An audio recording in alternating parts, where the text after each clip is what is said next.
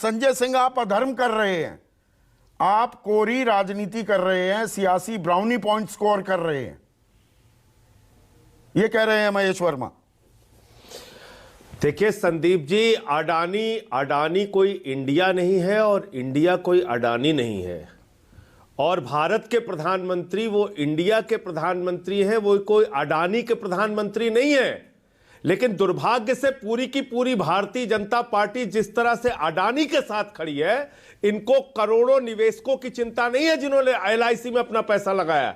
इनको करोड़ों निवेशकों की, करोड़ों उन लोगों की चिंता नहीं है, उन कर्मचारियों की, उन मजदूरों की, उन किसानों की, उन गृहिणियों की जिन्होंने एसबीआई में अपना पैसा जमा किया है, जिनके दिमाग पर चिंता की लकीरें घूम रही हैं, जिनके सर के ऊपर अंधेरे के बादल मंडरा रहे हैं, उनकी चिंता नहीं, इनको सिर्फ अडानी की चिंता है। और ये चिंता क्यों है? क्योंकि उसके नाम पर बिजली कर दिया, उसी के नाम पे कोयला कर दिया, उसी के नाम पे आयरन ओर कर दिया, स्टील की कंपनी कर दी, सीमेंट की फैक्ट्री कर दी, पोर्ट कर दिया, एयरपोर्ट कर दिया।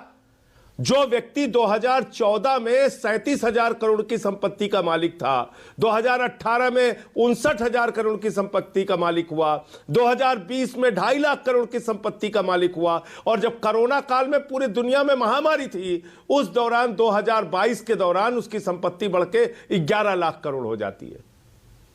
कौन सा बिजनेस, कौन सा व्यापार था भाई? और जो व्यक्ति दुनिया का दूसरे नंबर का अमीर बन जाता है, वो हिंदुस्तान के 15 सबसे बड़े टैक्स पेयर्स की सूची में नहीं है। अब इसका मामला क्या है संदीप जी?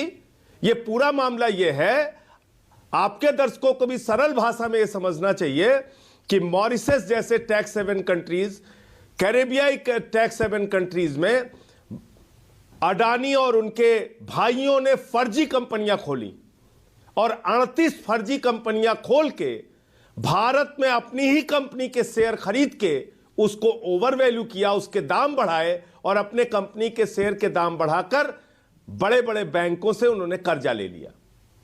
एलआईसी का 74,000 करोड़ रुपए लगवा दिया गया, 35,000 करोड़ रुपए बैंक से, एसबीआई से कर्जा दे दिया गया। एक छात्र को, एक मजदूर को, एक रेड़ी वाले को अगर 35,000 रुपए का कर्जा लेना हो, 35,000 रुपए का कर्जा लेना हो बैंकों से, तो उसकी चप्पल गिर तो इसकी चर्चा तो संसद में होनी चाहिए। संसद में अगर आप गतिरोध करेंगे, सवालों के जवाब नहीं सुनने को तैयार होंगे, तो सच्चाई कैसे सामने आएगी संजय सिंह? इसका एक एक करके जवाब दूंगा। बहुत अच्छा सवाल पूछा है आपने Sandeep ji. All party meeting हुई पार्लियामेंट की सत्र की शुरुआत होने से पहले। उस मीटिंग के अंदर मैंने कहा कि अडानी के इस महाघोटाले पर चर्चा होनी चाहिए। देश के करोड़ों लोग चिंतित हैं जिनका एलआईसी में, एसबीआई में पैसा लगा हुआ है। अगर आज एलआईसी और एसबीआई के पैसे डूब रहे हैं तो लोगों के पैसे डूब रहे हैं। सरकार ने कोई जवाब नहीं दिया। और सिर्फ मैंने नहीं कहा, प्रियंका चतुर्वेदी जी बैठी है शिवसेना उद्धव ठाकरे से, उन्होंने भी कहा, आरजेडी ने भी कहा, सीपीआई ने भी कहा, सीपीएम ने भी कहा, डीएमके ने भी कहा। सरकार सदन में चर्चा कराने के लिए तैयार नहीं हुई। राष्ट्रपति के अभिभाषण का बहिष्कार हम लोगों ने किया, आम आदमी पार्टी और बीआरएस ने, और वहां भी हमने डिमांड की कि भाई सदन में चर्चा कराई जाए, उसमें भी नहीं तैयार हुए। फिर आज 267 का नोटिस दिया पार्लियामेंट में, जो एक नियम के तहत दिया कि भाई 267 के नोटिस के तहत इतने बड़े महाघोटाले पर चर्चा कराइए। ये अमृत काल में जहरीला घोटाला है, लोगों की जिंदगी बर्बाद हो रही है। इससे 4.5 लाख करोड़ रुपए निवेशकों के डूब गए शेयर मार्केट के अंदर। इस देश के आप इसे साजिश मानने को क्यों तैयार नहीं है? ये हिंडनबर्ग कौन सा ऐसा भारत का हितैषी है? वो शॉर्ट सेलर है, उसका काम ही है रिपोर्ट जारी करना, शॉर्ट कर देना, शेयर को नीचे गिर जाए तो उसको खरीद लेना, मालामाल हो जाना। भाई संदीप जी, आज हिंडनबर्ग आया ना, प्रनंजय गुहा ठाकुरता हिंडनबर्ग हैं, रवि नायर हिंडनबर्ग हैं, वायर हिंडनबर्ग है।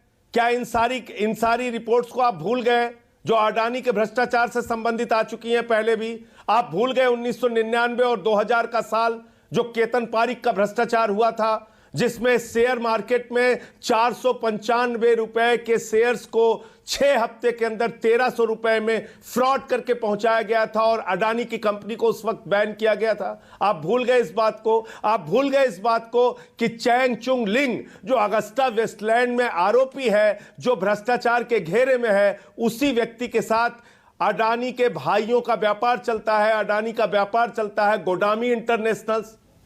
कौन जवाब देगा इसका?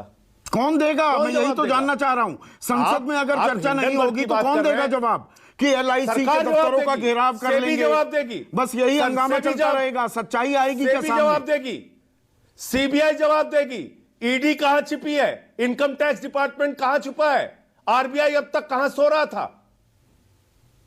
कहां छुपी है भारत की सरकार? और इतना बड़ा भ्रष्टाचार करके एक व्यक्ति कह रहा भारत के ऊपर हमला हो गया। अरे भाई, हिंडनबर्ग ने तो अमेरिका के कंपनी का भी खुलासा किया तो अमेरिका पे भी हमला कर दिया उसने।